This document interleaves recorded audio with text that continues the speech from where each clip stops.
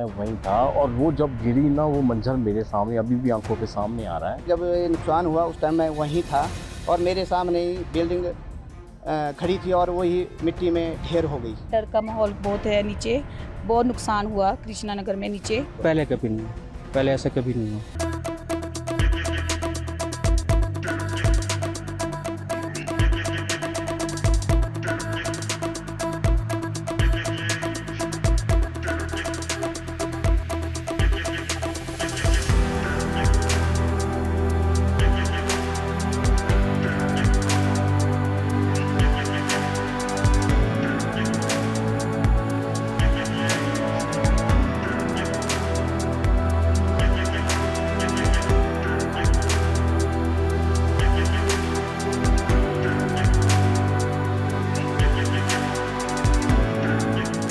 Slaughter house damage हुआ, उसमें 2 casualty हुई थी और स्लॉटर हाउस के आने के साथ साथ जो ऊपर के कुछ मकान थे लगभग 30 फैमिलीज़ के आसपास, वो जो डेंजर में थे, तो उनको हमने इमीडिएटली खाली कराया है प्रिकॉशनरी। और जो एक कम्युनिटी हॉल है एमसी का यहाँ पे वहाँ पे इनका रहने का प्रबंध किया गया है। तो वहाँ पे प्रॉपर इनको जो सुविधाएं दी जा रही हैं, जिसमें जो खाने पीने का भी इनका प्रबंध किया गया है।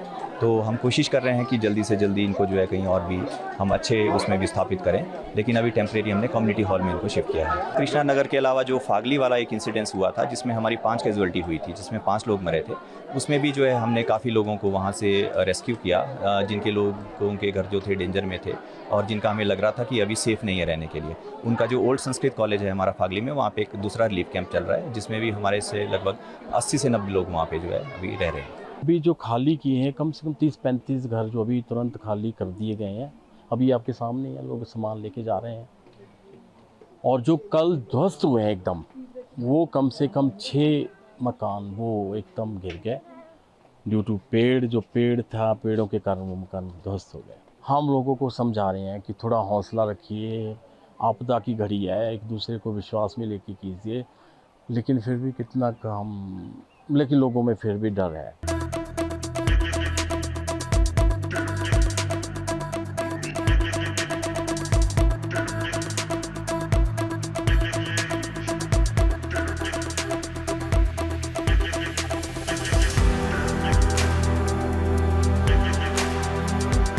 कल तो मतलब मैं 12:30 बजे से लेकर वहाँ 11 रात को 11 बजे आया, मैं वहीं था और वो जब गिरी ना, वो मंजर मेरे सामने अभी भी आंखों के सामने आ रहा है।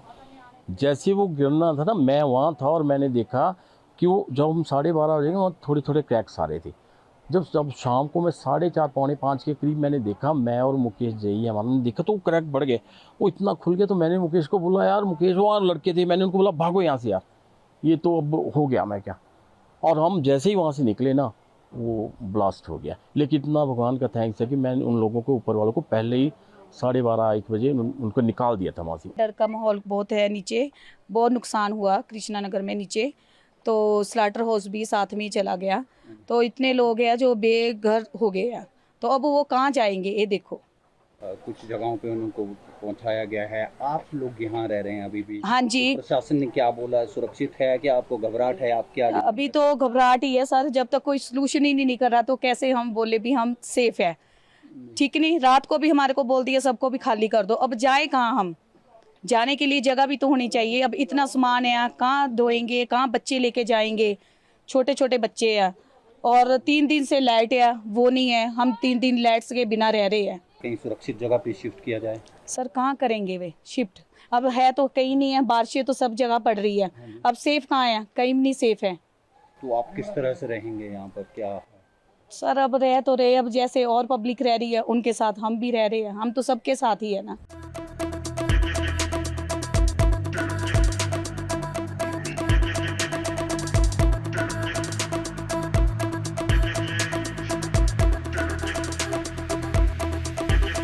पहले कभी नहीं हुआ, पहले ऐसा कभी नहीं हुआ। जब तक मुझे 4-5 साल हो गए इस सेक्शन में, उसके पहले ऐसा कभी कुछ नहीं हुआ। मतलब सब कुछ ठीक था, इतना तो कभी नहीं हुआ। छोटे मोटे मलबे आते थे और हम हटा देते थे उसको। आपके लिए, इंडियन रेलवे के लिए ये ट्रैक कितना इम्पोर्टेंट है और कितना नुकसान? सर सारा काम, सर हमारी जितनी भी जुड़ाव है शिमला डिस्ट्रिक्ट से, जो मतलब शिमला में, हिमाचल में, इस एरिया में सब इसी से बाय ट्रैक ही होता है हमारा, जितना सारे काम है। मैक्सिमम बहुत लोग, मतलब सोचो कि आप जितने अभी टूरिस्ट वगैरह हैं, सब कुछ बंद है अभी, रोड भी आपका बंद है, अभी ट्रेन भी बंद हो गया, सारा कुछ। इससे पहले कभी हमें याद नहीं, अपने बचपन से लेकर हम यहीं रहे हैं, पर कभी ऐसा नहीं देखा कि इस तरह से फ्लैश फ्लड ने कोई इससे क्षति पहुंचाई हो। पर ये तो कुछ कुदरत की ऐसी बहुत बड़ी मार है जिसकी वजह से जो है इतना नुकसान यहाँ झेलने को मिला है।